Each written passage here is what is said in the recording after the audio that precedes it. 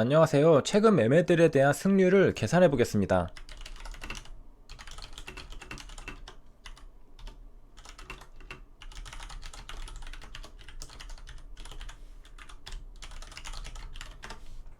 이전에 사용한 데이터를 그대로 쓸 거고요. 수익이 플러스면 1승, 마이너스면 1패입니다. 수수료 세금은 제외하고 계산한 값이기 때문에 0은 무승부가 아니라 패로 분류하겠습니다. 본전 매도했다 하더라도 실제로는 수수료 세금으로 나의 자본금은 깎여 나가기 때문입니다.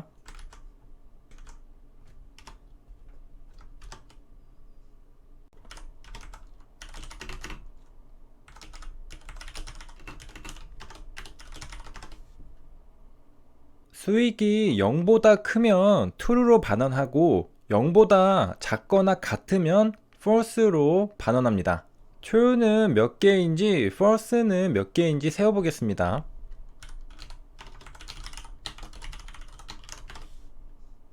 true는 23개이고 false는 17개입니다. 승리 23번, 패배 17번이라는 소리죠.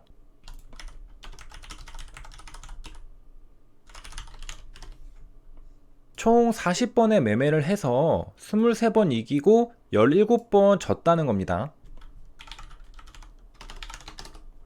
승리 23번 나누기 전체 매매 수 40번은 승률은 57.5%입니다. 생각보다 승률이 높지 않은 걸 알 수 있죠. 느낌상 승률이 80%는 넘어야 안정적으로 매매할 수 있을 것 같은데 불안한 승률입니다.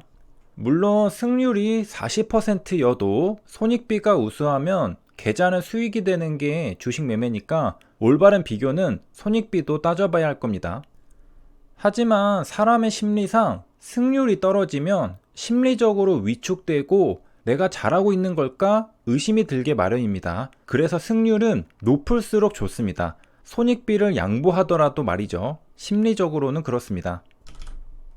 그렇다면 승률은 왜 이렇게 떨어지는 걸까? 바로 의미 없는 매매를 해서 그렇습니다. 의미 없는 매매를 많이 할수록 수익 기회는 줄어들고 손실만 누적됩니다. 예를 들어 10월 27일 덱스터 매매가 의미 없는 매매에 해당합니다. 단타는 우상향할 때 진입해야 수익 기회가 많습니다.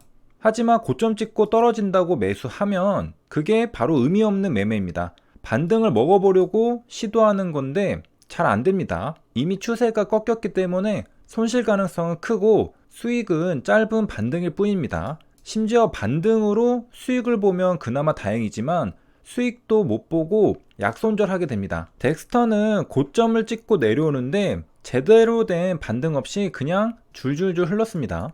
매매 영상을 같이 보겠습니다.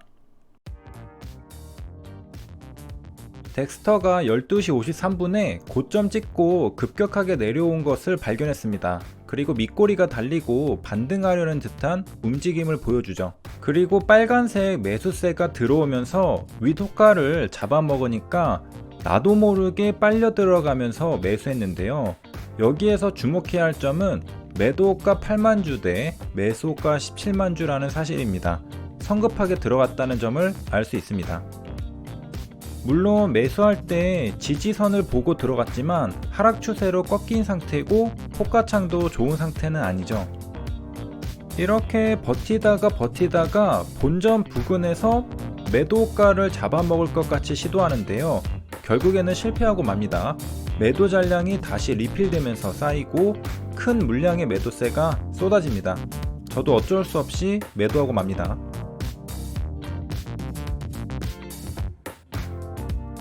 덱스터는 매도 후 음봉으로 다시 한 계단 내려오게 되고요. 이후 횡보하다가 한 번 더 음봉으로 떨어지게 됩니다. 그러니까 결과론적으로 손절은 잘했지만 궁극적으로는 해서는 안 될 잘못된 매매를 한 것이죠.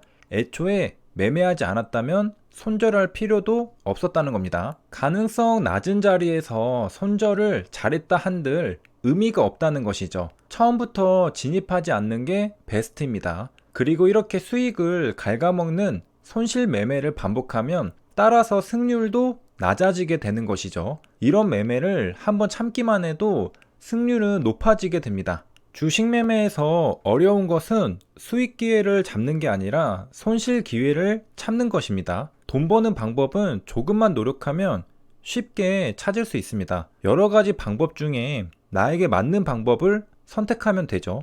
하지만 정말 어려운 건 손실 보는 경우를 원천 차단하는 일입니다. 돈 버는 방법은 알지만 손실을 막는 방법을 모르면 밑빠진 독에 물 붓기처럼 계속해서 돈이 빠져나가게 됩니다. 그래서 손실을 틀어 막을 줄 알아야 계좌는 우상향할 수 있습니다. 그런데 실제로 손실 매매를 참는 건 정말 어렵죠. 돌을 닦아야 합니다.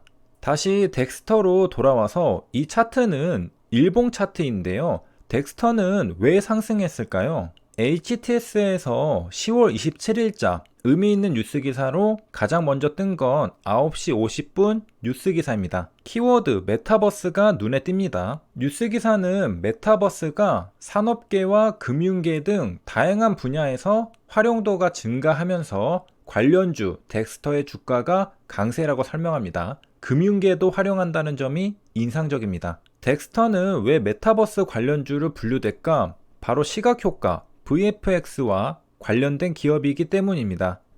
VFX는 무엇의 약자일까? VFX는 Visual Effects의 약자입니다. 한국어로 시각효과죠. 영화에 들어가는 특수 효과를 포괄적으로 이야기합니다. 우리에게 가장 친숙한 단어인 CG가 바로 시각효과 VFX에 포함되는 개념입니다. 그러니까 VFX는 생각보다 우리에게 친숙한 개념이라는 소리죠. CG, 컴퓨터 그래픽도 VFX에 들어가는 거니까요. 메타버스는 우리가 가상 공간에 들어가는 개념이니까 시각효과, VFX는 관련이 있는 개념이죠. 가상 공간도 컴퓨터 그래픽으로 만들 테니까 말이죠. 이렇게 기계를 눈에 씌우면 우리 앞에는 현실 세계가 아니라 컴퓨터 가상 공간이 펼쳐집니다. 누군가 컴퓨터로 만들어낸 가상 공간이죠. 컴퓨터 그래픽을 사용하는 겁니다. 여기에서 메타버스와 시각효과, VFX는 접점이 있는 겁니다. 그리고 덱스터의 주요 수익 모델이 바로 VFX 제작 수주입니다. 덱스터의 공시에서도 VFX 제작 수주를 통한 매출 창출이 가장 첫 문단에 등장합니다.